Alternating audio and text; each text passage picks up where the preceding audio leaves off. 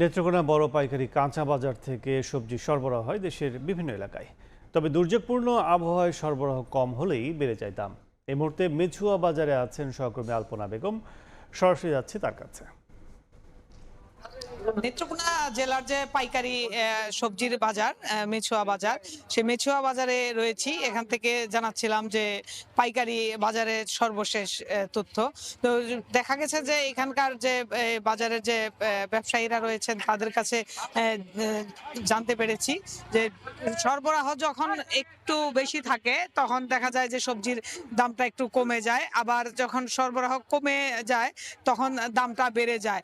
দেখা গেছে সব ধরনের সবজি যেমন বরবটি, তারপরে এই বেগুন এবং পটল, চিচিঙ্গা সবগুলোরই 5 থেকে 6 টাকা দাম কমেছে গত সপ্তাহের তুলনায়।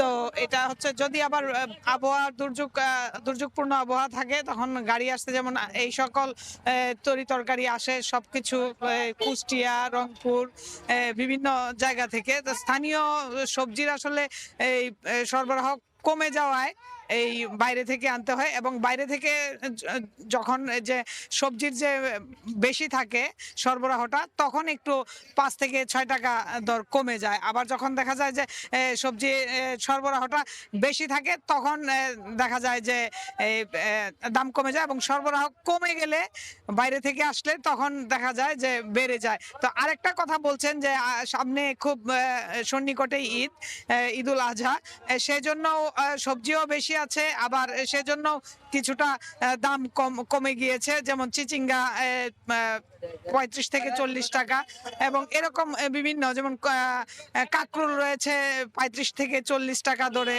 তারপরে শসার দাম কমেছে এবং কাঁচামরিচের দামও কমেছে, 55 থেকে 60 টাকা দরে বিক্রি হচ্ছে। পটলও একই অবস্থা।